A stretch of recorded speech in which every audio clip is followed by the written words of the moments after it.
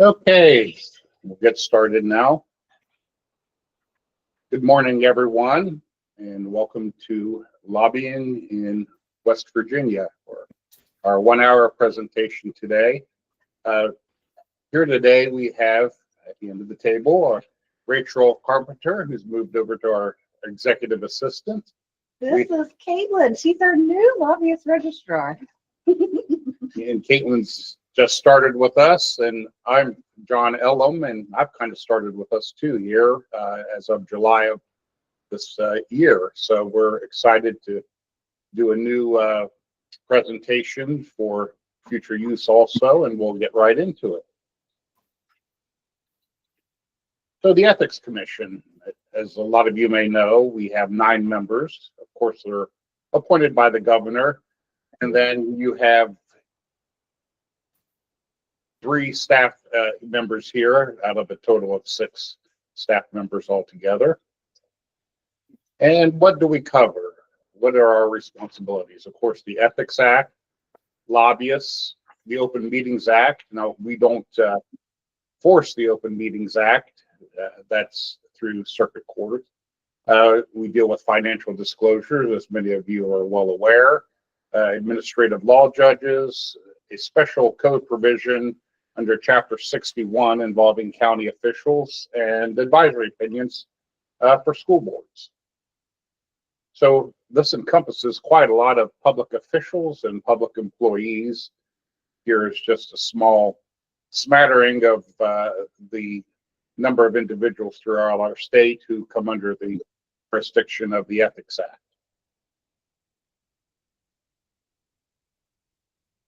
And we'll start off with a question to begin with, since we're talking about jurisdiction. Is a member of a political party executive committee subject to the Ethics Act? I had been on a political party executive committee probably 20 years ago and never knew this answer, but if you answered no, you would be correct, and that's per a 2020 advisory opinion. Even though these people are elected, they are not part of and subject to our Ethics Act. And lobbyists, so there's another point of interest. Our first advisory opinion goes back, well, over 30 years now, involving an association-sponsored reception that had some of the usual coffees and pastries, and the advisory opinion ruled that expenditures on any public officials or attendees had to be reported and prorated, and also it involved a discussion of first dollar reporting, which of course is reporting every dollar that you spend. Gift rules, always a common question whenever presenting or taking phone calls. For our gift rules, as many of you know, it's $25 per public official or employee per year, subject to a number of exceptions. Meals and beverages, of course, if the person providing those is present. Ceremonial gifts that are of insignificant value, plaques, certificates, things like that. Reasonable travel, meals and expenses for being a speaker at a conference. Gifts that are purely private in nature, and then of course there's some other exceptions that are outlined in the Ethics Act gift guideline. So here's an example of purely private and personal, somebody that maybe has been a friend of yours since grade school, and do you have a unique gift? I don't know, maybe it's a yearbook or something like that. Gift rules, tips. The $25 gift limit does not apply to charitable contributions, like a club, 4-H club, a nonprofit, or something to recognize a legislator, but you have to still report it for about a 3-year-old advisory opinion. And for those of you that are not aware, let me add in right now that you can go view all of our advisory opinions on our website. If you go to the left-hand side of our main page, you'll see a whole lot of links there, including to the Ethics Act, to all our guidelines under any aspect of the Ethics Act or Open Meetings Act, and you can search through by subject matter are many advisory opinions that we have issued over the years. Gift rules, questions, and answers. A little bit of a hint, I think, in that picture right there. Can a senator give a lobbyist a gift over $25? Think about that privately. And if you answered yes, you would have answered correctly. A senator can give a lobbyist a gift, assuming that the lobbyist also is not a public employee or official. How about the inverse? May a lobbyist give a senator a gift over $25? Of course, the answer is no, unless you get one of those unique exceptions to the gift rules. Another question and answer. We had a question recently. A county superintendent asked if he could accept payment from a company that made electric school buses. And this payment was for food, lodging, and travel expenses.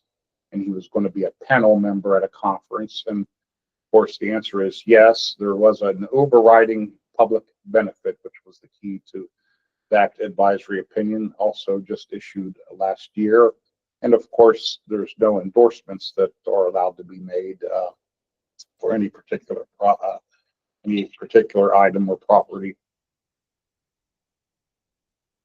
Can a chief of police ask if city police officers can keep gift cards valued over $25 and given to them by citizens as an appreciation gift? Again, going back to our general rule, no. Gift cards valued at over $25 cannot be kept, and we do have some specific guidance on how gift cards should be used under our Ethics Act. Some voting restrictions. Public officials cannot vote, of course, on matters in which they have a financial interest. Members of the legislature, a little bit different. If a member asks a presiding officer if they should vote, and you're ruled by the presiding officer, typically the speaker or president, that you're immune, you're then immune for prosecution if that's later found to have been an improper or conflicting vote under the Ethics Act. I would state in my 14 years of service, I think I only saw that happen once, where a member was actually excused from voting, and that member happened to, we had a Court of Claims bill up for consideration, and that member had happened to be included within that bill to receive a payout from the Court of Claims, and that's the one time I saw somebody in the legislature actually recused from voting on the House floor. Private gain, large subject matter under our Ethics Act. A college professor cannot exclusively invite a candidate for public office to speak to his class, and the advisory opinions cited there. Political activities in terms of private gains, getting more and more questions on these. Political endorsements can be okay. For example, a sheriff can use his or her title to endorse his or her chief deputy. That's an older advisory opinion.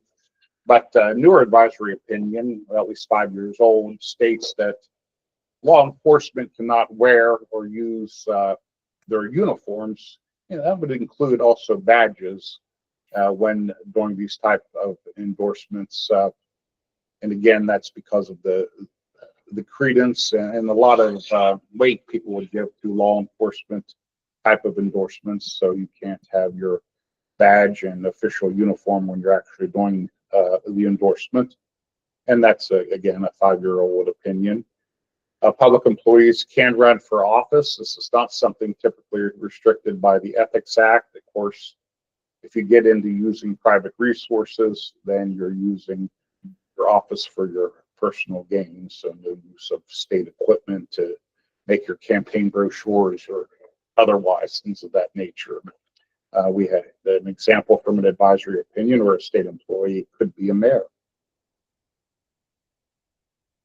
Commercial endorsements. Public and officials and employees cannot use their titles to endorse a private business. Again, unless there's some type of overriding public purpose. So 2 advisory opinions are given there as an example, where a mayor had a question about appearing in a television ad for a car, and it was not involving his own business, his or her own business. Nepotism also is probably a common question we get here at the commission from people calling in. The term nepotism is specifically defined under our rules too, and it's showing any type of favoritism or patronage in employment or working conditions. And working conditions can be fairly broad, by a public official or a public employee to a relative or a person you actually reside with. And as you can see here, under the same rule, a different subsection, relative is defined to include quite a few people, including in certain cases in-laws too. Public contracts, prohibited interests. A public employee and a public official cannot have a financial interest in a public contract that you have under your control. This does allow for a few exceptions. There's $1,000 threshold.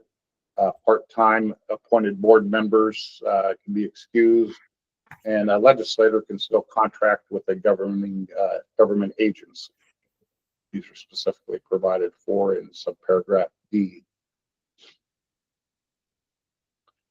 Further prohibited interest in public contracts. Even if you do have an exception, and this is important, as a public official or a public employee, you cannot exercise any influence or control over the contract.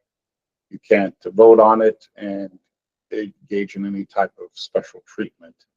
An example given here is a state commission may contract with a person who serves on the state board and provides administrative support due to an exception because the board member had no involvement in actually awarding the contract. So if you have some type of control, influence, voice in it, then you have a prohibited interest. Seeking employment. Next to private gain, probably one of the more common questions that we get at the commission. Full-time, and then there's a distinction between full and part-time. Full-time public employees may not seek employment with or buy or sell or lease property from anyone if you had any of these 3 events occurring, conditions occurring. You had a matter on which they or subordinate took regulatory action in the last 12 months. Of course, if you're currently working on a matter that's now before your agency or a subordinate is working on, or if in the case of a vendor, somebody you're purchasing something through, you exercise some type of control over that contract. If you want to interview a full-time legislative attorney, we recommend that you have him or her first contact the Ethics Commission. They may require an employment exemption. We'll probably look at a number of things such as who they're supervised. Are they supervised by another attorney on the staff? Are they supervised directly by a legislator? If an employee's duties are ministerial in nature, then restrictions on seeking employment normally are not going to apply. So that's a more fact-intensive inquiry. Probably the best course of action, again, is to give us a call and discuss this type of employment potential. What is an employment exemption? Speaking of exemptions, this is not the revolving door exemption, the 12-month bar on leaving service to go lobby. Instead, it's a mechanism to seek employment while you're still employed by the state, actually still employed by the state agency. And again, it can involve matters affecting persons that you are exploring an employment opportunity with. Now, if you've already, the public employee or servant's already left government, then this does not apply.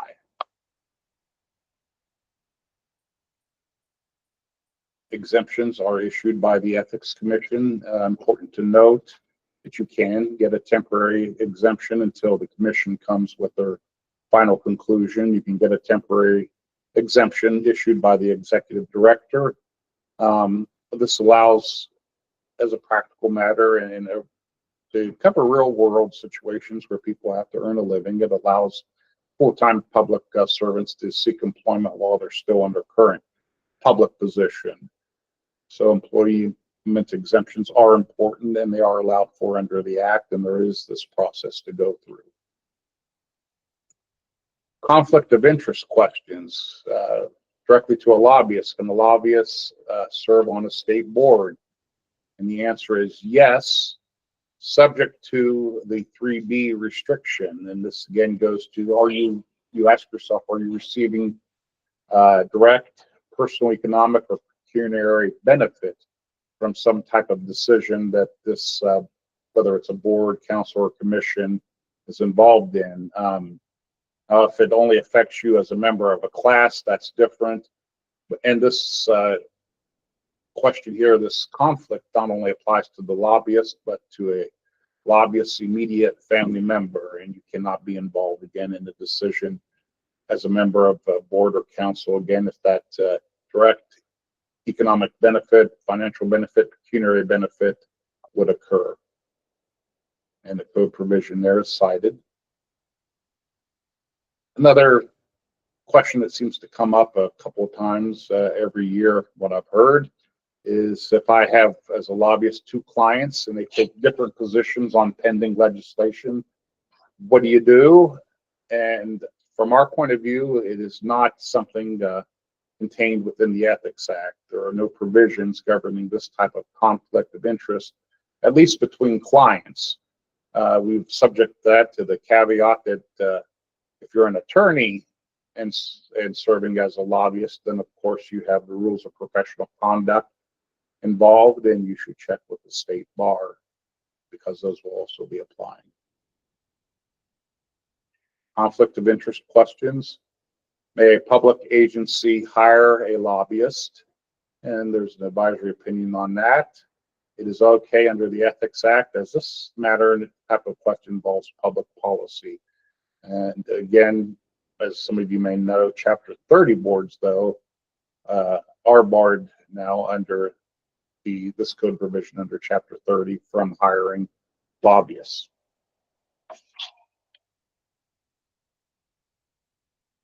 Some conflict of interest questions.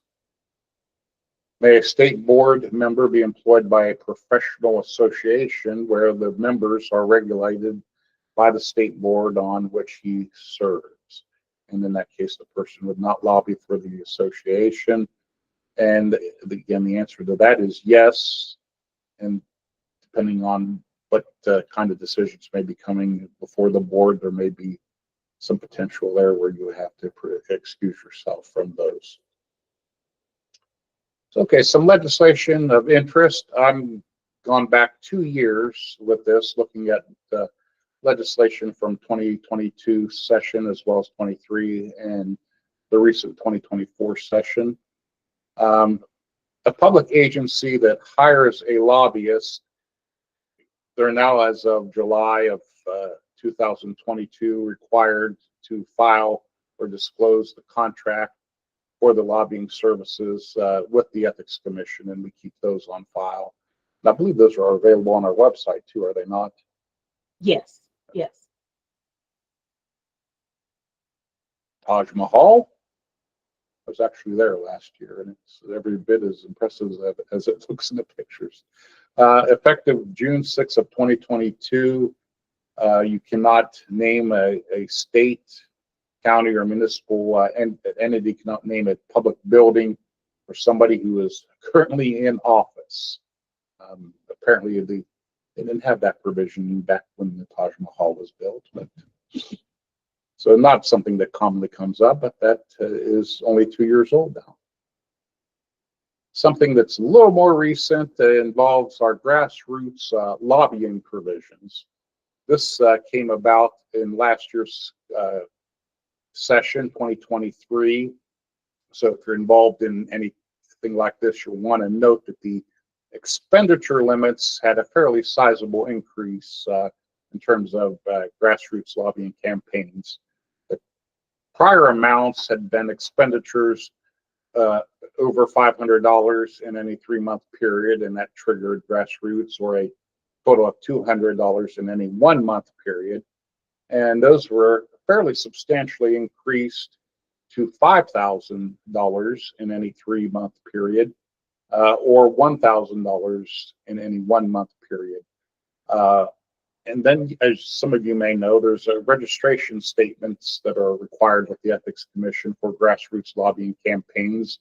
And you want to keep in mind that when reporting the names of a contributor to the grassroots lobbying campaign, there was also a substantial increase from that legislation, from a contribution of $25 or more to $1,000 or more. And they actually added the language for purpose of furthering the campaign.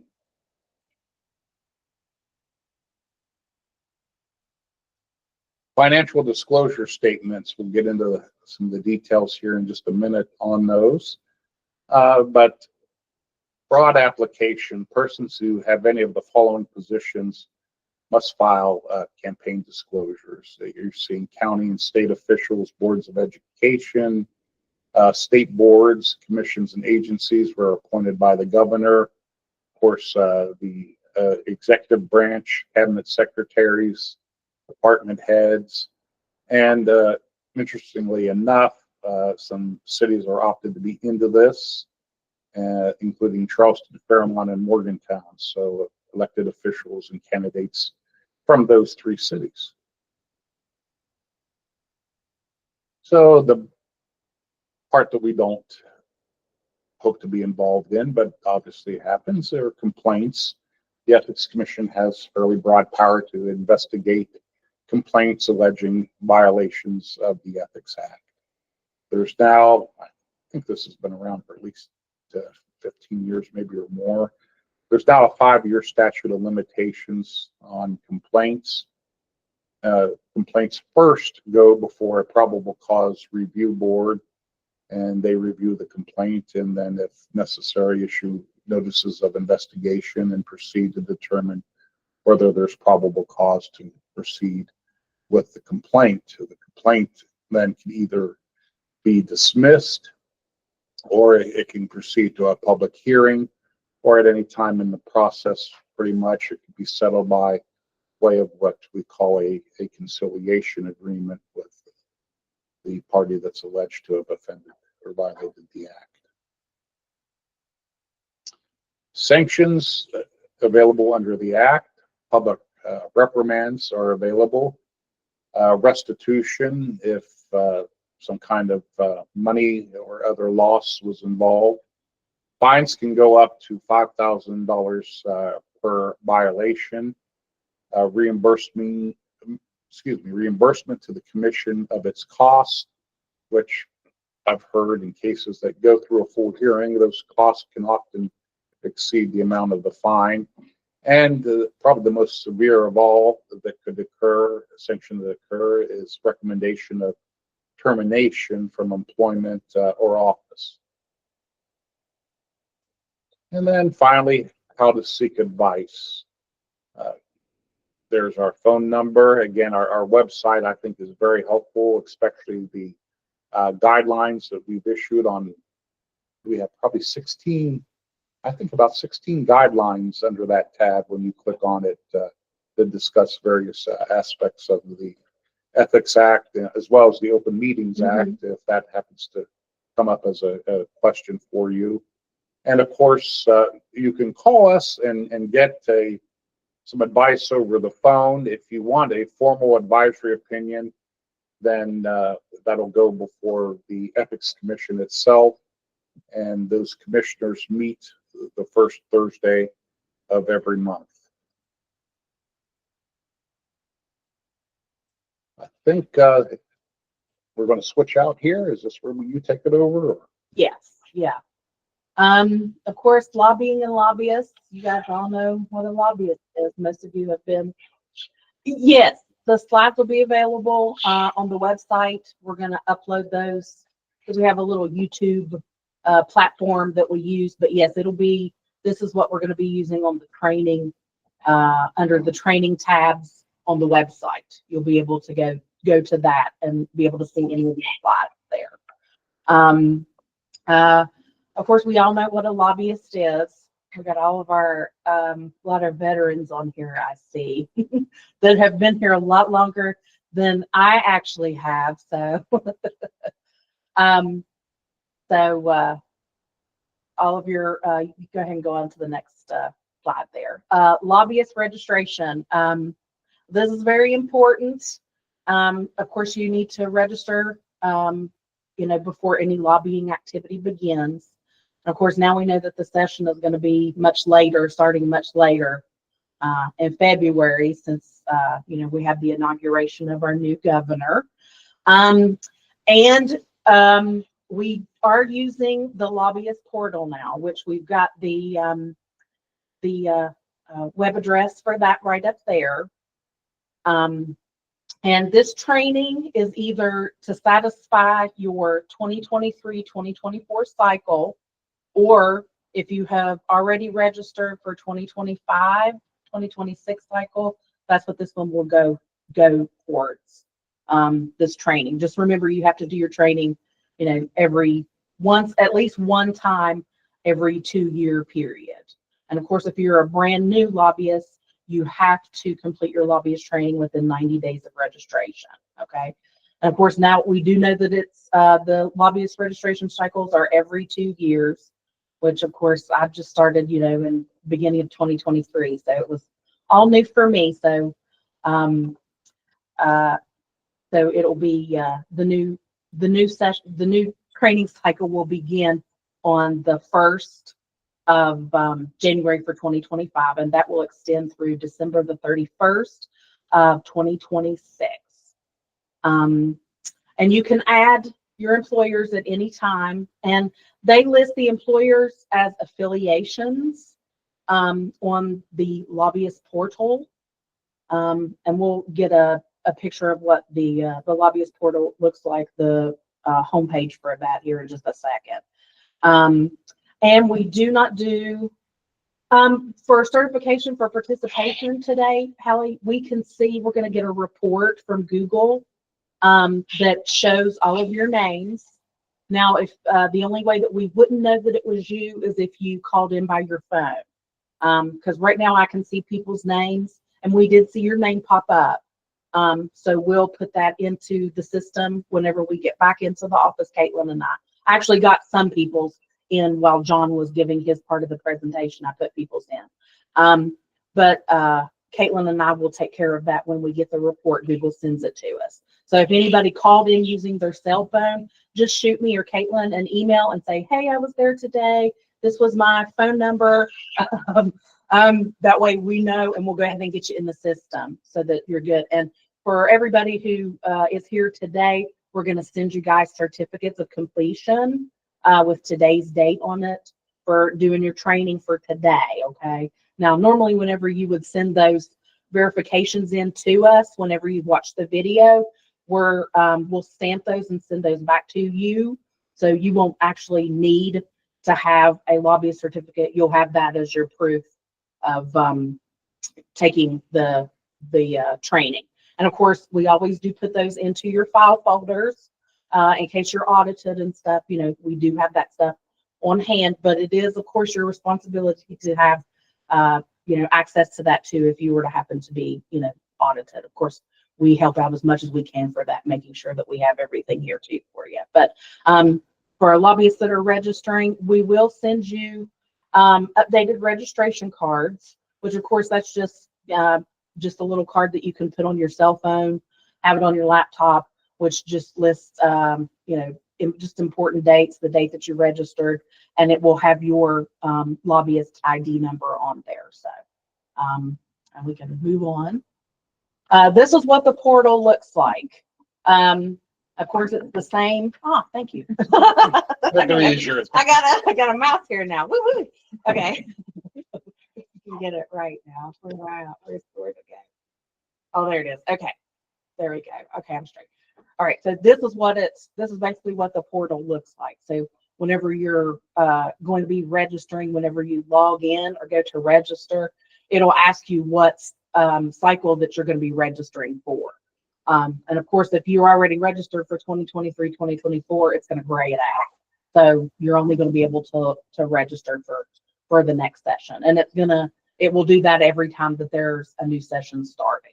So anybody who is, I don't anticipate that anybody would be registering in December, for the current, for the current lobbyist cycle, but it turns it off on December the 1st for the previous cycle. So you guys can register for 2025, 2026, all the way up until December the 1st of 2026, and you'll be good to go. So, but we have to do a training in January, and probably the end of January, and we're working up just a guidebook for the portal. The developers are actually helping us with that, putting that together, and we'll do slide by slide. We'll do an interactive through the portal, show you how to log in, do your activity reports, which everything is so simple now. It's basically just adding it. There's a nice little addition on each of the screens for adding affiliations, adding your activity reports. And we will do that next month. Now we do have the good old fashioned statements there. Those are available on the website now, and you're welcome to fill those out if you don't feel comfortable using the portal. Caitlin and I will make sure that they get into the system. But of course, it's the same as it always was. The employer certification. The only thing different with that, with the portal, is that you would have the signature page would be you would be able to upload a PDF for that, and it would be stored in your account for the employer authorization or affiliation authorizations.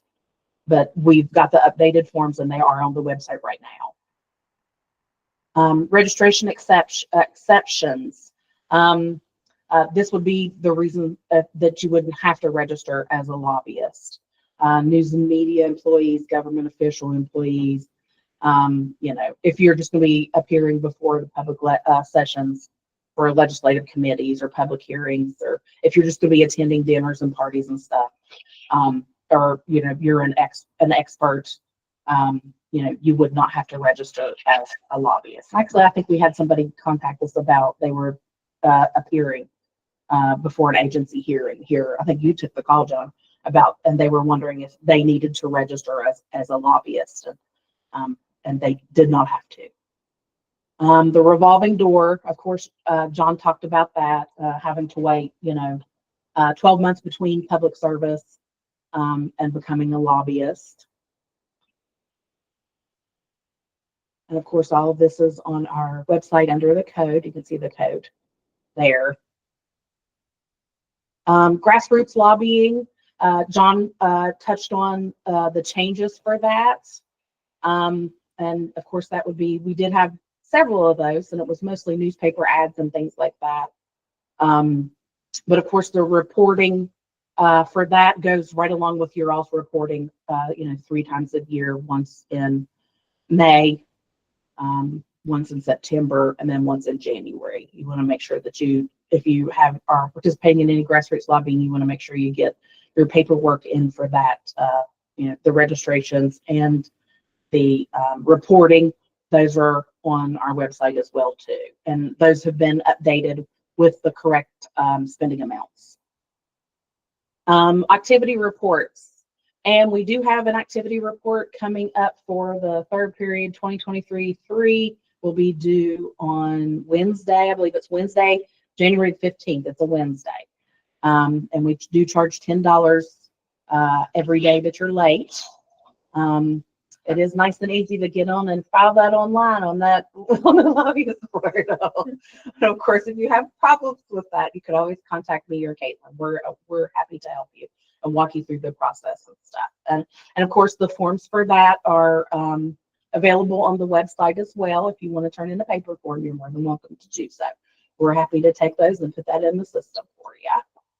And there again, it talks about our late fee and then failure to file. And we do send letters out to the legislative clerks Now we don't send anything out to we don't personally send out anything to the media, but we do let the legislative clerks know if somebody has, failed to file or they didn't pay their fines, and then that did result in their suspension. But of course, once you do file and you do pay your fines, the suspension is lifted, and we do contact the legislative clerks and let them know about that as well. That you've been reinstated, and we do that, and we do send you, email copies of that and CC you on those emails that we send to the clerks as well, so that make sure you guys stay in the loop and you know what's going on with that. What to report? Meals and beverages, your lodging, your advertising, travel, any expenditures made by you or your employer on the public officials. And that includes the employees and their immediate families too. So you want to make sure that you're including the spouses in that, which looking over the activity reports and stuff, you guys do an awesome job of reporting and making sure. I'm sure some of the newbies, that are new to lobbying, they may need to be guided through some of that, but you guys are always really awesome about making sure that everything is reported properly and correctly. Gifts, what to report? Yeah, definitely want to report those gifts and do those group expenses. And campaign contributions, that's just for your personal campaign contributions. And for the campaign guidelines, of course, I think, John, you did talk about that, didn't you, about the campaign contributions? I believe so. Yeah. And that is also on our website as well for campaign contribution guidelines for lobbyists. And how to report. We've got lovely Caitlin there. You can send those via mail. Of course, we have that online submission there on our lobbyist portal. And of course, you can hand deliver them and email them to us. And of course, once everybody gets everything filed, we do put those up on the website. Of course, we manually do that. So sometimes it takes a little bit of time for us to get everything up there, get everybody up there. But and on the portal, to reporting on the portal, the expenditures are per employer. It gives you a drop-down menu, a list of your employers, and whenever you're adding in your details of your expenditures, it does show up under that employer, particular employer. So, which is actually a little bit easier than on the pages, because sometimes it's hard to, if you have a lot of employers, you have to turn in a lot of paperwork with that. Now that we've got the lobbyist portal, all of your employers are there in a drop-down menu, and we did fix that with the contributions.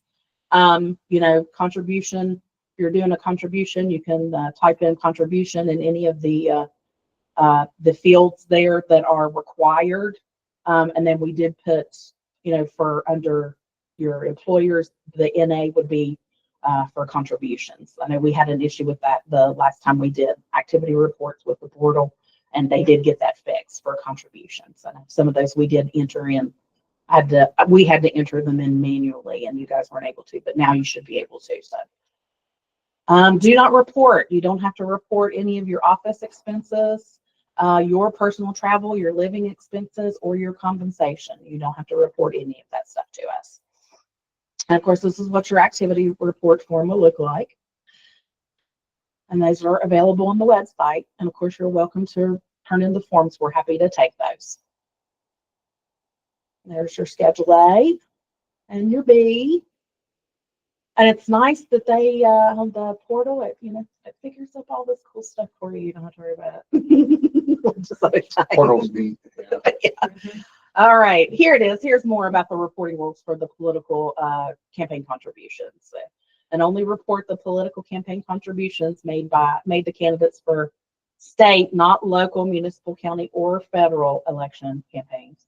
Only report contributions made by the lobbyist and not made by the individuals or companies which employ the lobbyist to lobby on their behalf.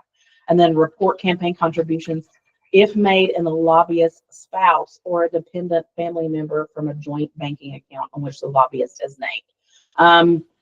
Most of this would come up as if you're being audited, because we do go back and double check with the Secretary of State's office to look up campaign contributions. That's part of the auditing process. So, and you can, if we found that, there's a discrepancy in that, maybe you forgot that, your spouse donated to a certain, the governor's campaign or whatever, and you forgot to put that in there. Of course, you can always amend that at any time. You can amend any of those reports, and we'll make sure to get it corrected in the system for you.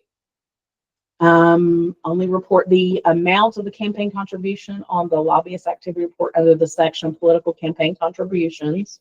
Of course, on the portal, it would just be listed as contributions. And you do not have to list the individuals who you made that to. And then you don't have to report, if you've donated to PACs or whatever, you don't have to put that in there. You don't have to put those in your contributions. Made to individuals who are currently elected or appointed public officials.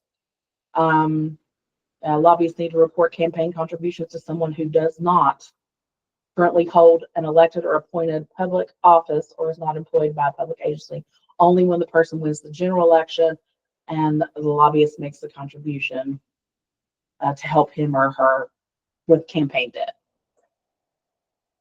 Training. Training is required once every 2 years.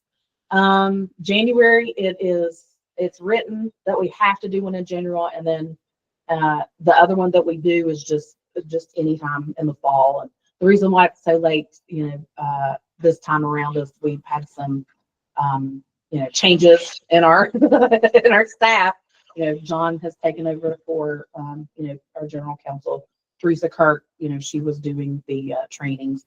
She has retired, and then I have taken over for Ellen Briggs as executive assistant to the executive director. I've taken over her position, and Caitlin has come in to take over the lobbyist registrar's position, and she's also working as a paralegal here as well too. So, but the training video, which is what we're training today, recording today, will be on the website, and you can view that anytime. We understand everybody has time constraints, and they may not be able to come in to the training, virtual training. So, and you can view those anytime. And the forms that you fill out, your verification forms, are right there beside where you click on to watch the video under training on the training tab. So, restrictions. Don't engage in any lobbying activity before registering a lobbyist. That also includes if you are suspended. At that time, you cannot lobby until your suspension has been lifted. Do not lie to any public official or employee about any facts pertaining to a matter which is the subject of a lobbying activity. Do not participate in any decision as a member of a state or county governmental body. That's a board, council, commission, or public service district, if you may receive direct personal financial benefit from your participation. And that also applies to your immediate family members. Do not cause or influence the introduction of any legislation for the purpose of thereafter being employed to secure its defeat. Do not exercise undue influence, extortion, or unlawful retaliation upon any government officer or employee by reason of the government officer or employee's position with respect to, or his or her vote upon any matter which is the subject of lobbying activity. And do not exercise undue influence upon any legislator or other privately employed government officer or employee through communication with the person's employer. And of course, there's the code that's cited. False statements. Any registered lobbyist who willfully and knowingly makes a false statement, conceals a material fact, or otherwise commits a fraud in the application, statement, or report is guilty of a misdemeanor, and upon conviction shall be fined up to $1,000 or sentenced to 1 year in jail. Failure to report a person who is subject to lobbyist registration and reporting requirements but fails or refuses to register or fulfill reporting requirements may be subject of an ethics complaint and face the same penalties as public officials. So yes, people can file. Yeah, if you're not taking care of business, somebody will come and file a complaint against you, which we're welcome to do. Penalties. A person required to register as a lobbyist has certain obligations, which, if violated, could result in the termination of his or her registration, and or lobbying privileges, and possibly subject to the lobbyist employer if the employer has knowledge of the violation. Let's see here. And there's the termination notice. I think this is one thing that a lot of people forget. It is the lobbyist's responsibility to fill out and sign the lobbyist termination notice and get that back to us. And you'll see that there's a place there for expenditures. And it can be if you're completely terminating your lobbying for the state of West Virginia, or if it's just terminating one of your employers. Now, these actually cannot be done on the portal. You need to send these termination forms into the office, and we will update your account, accordingly. But you want to make sure that you're the one who's filling those out, because if you don't fill out, then you're still on the hook. We assume that you are still lobbying for this company, or you're lobbying in the state of West Virginia, and you will need to file activity reports if we don't have your termination notice. Which of course you can be subject to fines and things for that. And if you decided you wanted to lobby later on, all of those fines and things would have to be cleaned up before you would be able to register to lobby again. So things to remember there again: terminating and the final reporting. The compliance audit, you want to make sure that you're saving all of your records, because they can ask for your receipts, and they will. If you're subject to lobby or the audit, and we do those once a year. So it's very possible you could come up, but we will not for that. If you were audited this year, you won't be audited next year. So if you were to happen to come up randomly in the drawing, we do go through and check that to make sure that those 20 that come up in our audit list have not been audited in the past year, and will go onto an alternate if that were to happen. So you definitely want to notify us. Now, if it's something as far as termination wise, you want to make sure to let us know. Now, anything else information wise, you can change on the portal. If you need to change your address, your phone number, you can change all that on the portal. So, which before it was an act of Congress to get an email address changed on that. But that was one of the reasons why we started this project in the first place. Was I'm like, what? I got to contact who to change an email address? That's not practical. So. And here's all of our contact information, our address, and our hours of operation. I think that's it. I think we have about 10 minutes. Are we able to go to the website?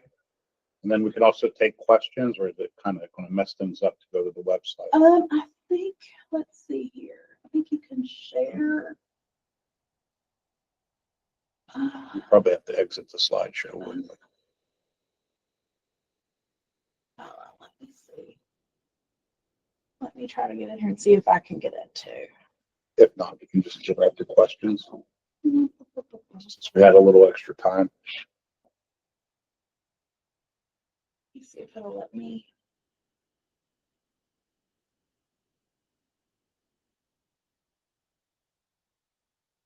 Now the computer's hooked out. Oh, yeah, there we go.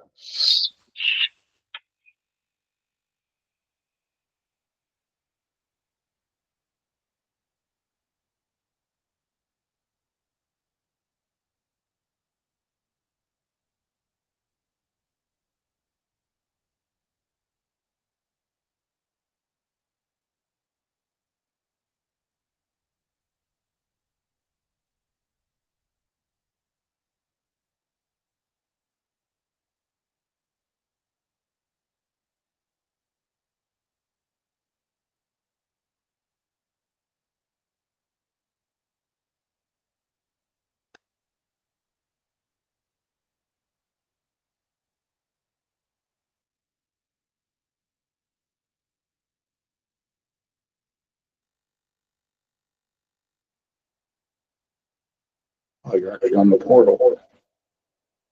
Well,